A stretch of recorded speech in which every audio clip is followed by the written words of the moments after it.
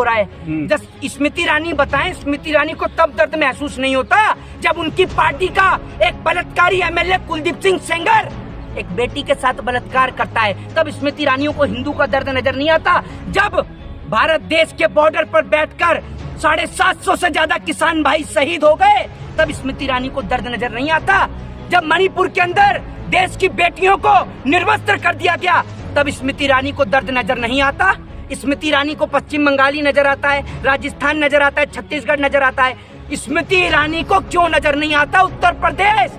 स्मृति ईरानी को मणिपुर नजर क्यों नहीं आता? जब स्मृति ईरानी की बेटी की बात, जिस तरीके से सदन के अंदर राहुल गांधी को कहा गया कि राहुल गांधी ने फ्लाइंग किस दी है, इन्हें यही नहीं पता कि फ्लाइंग किस होती कैसे है। कि जिस तरीके से इस देश के अंदर नफरत का बाजार खोला जा रहा है, मैं सिर्फ एक ही बात कहना चाहूंगा कि इस देश की राजनीति खून मांग रही है। अपने बच्चों को बचा कर रखें, संभाल कर रखें, क्योंकि देश की राजनीति आज उफान पर है। मेरे देश में 2023 का चुनाव है और मेरे देश की सरकार जो है वो इस देश के लोगों को, इस देश के नागरिक को अपनी कुर्सी के चलते बलि का बकरा बनाना चाहती है। मैं आपको बता दूं, मोदी सरकार का विजन क्लियर है, हिंदू को मुसलमान से लड़ाना और मुसलमान को हिंदू से लड़ाना।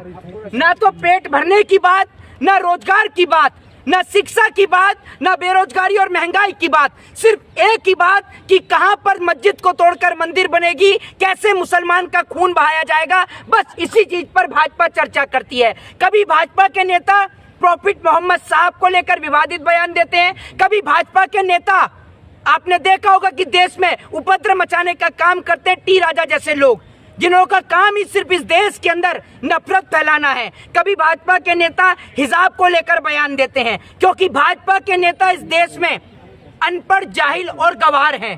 भाजपा के नेता पढ़े लिखे तो है नहीं।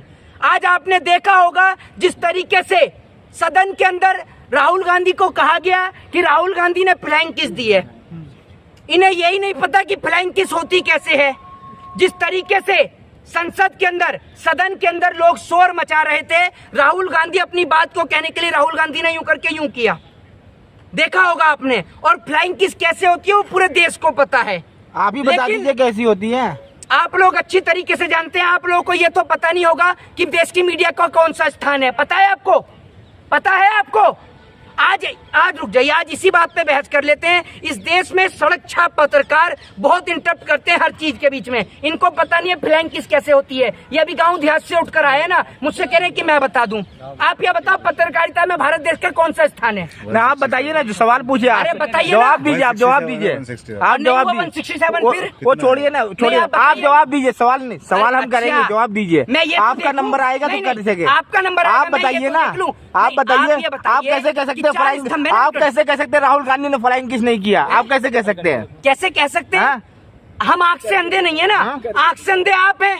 नहीं, आप बताइए ना। अच्छा बता दिए फ्लाइंग किस होती किस तरह है। गौतम बुद्ध ने, अरे आपको तो पता ही नहीं है। बताइए तो सही। राहुल गांधी की वीडियो को देखिएगा आप, आपको पता चलेगी वो बोलने के लिए कह रहे हैं। और उसके बाद आप तमाम चीजों को देखिएगा, आप सर्च कर लीजिएगा यूट्यूब पे, आराम से आ जाएगी, आपको पता चल जाएगी कि कैसे फ्लाइंग किस होती है। दूसरी बात, ये अश्लीलता देखने का शौक नहीं है। सुन लीजिए, हाँ, अश्लीलता देखने का शौक नहीं है, अश्लीलता देखने का शौक नहीं है।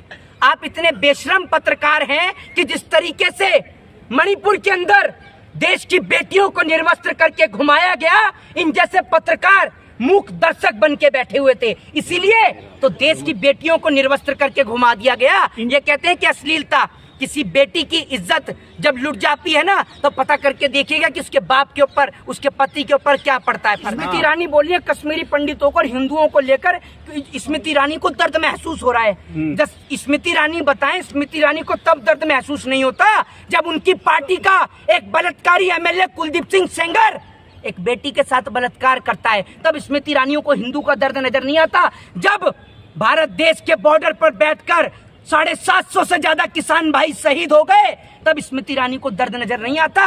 जब मणिपुर के अंदर देश की बेटियों को निर्वस्त्र कर दिया गया, तब स्मृति ईरानी को दर्द नजर नहीं आता। स्मृति ईरानी को पश्चिम बंगाली नजर आता है, राजस्थान नजर आता है, छत्तीसगढ़ नजर आता है। स्मृति ईरानी को क्यों नजर नहीं आता उत्तर प्रदेश? स्मृति ईरानी को मणिपुर नजर क्यों नहीं आता? जब स्मृति ईरानी की बेटी की बात हो, आई फ्लो चल रहा है ना इस वक्त, है आई फ्लो काफी चल रहा है। आई फ्लो तो भाजपा के नेताओं को बचपन से है, आज थोड़ी है। आई फ्लू तो बचपन से है और जनता से इनको कोरोना हो जाता है। जनता से भाजपा के नेता मिलते नहीं है। भाजपा के नेता ऐसे हैं कि इनको कोई बस की टिकट न दे, लेकिन आज ये भाजपा के नेता जो हैं ये मंत्री और सांसद बन के बैठे हैं। ये इस देश की विडंबना है। किसी एक महान व्यक्ति ने कहा था कि अगर किसी देश को बर्बाद करना हो तो वहाँ के लोगों को धर्म के नाम पर लड़ा दो, वहाँ के लोगों के बीच नफरत पैदा कर दो।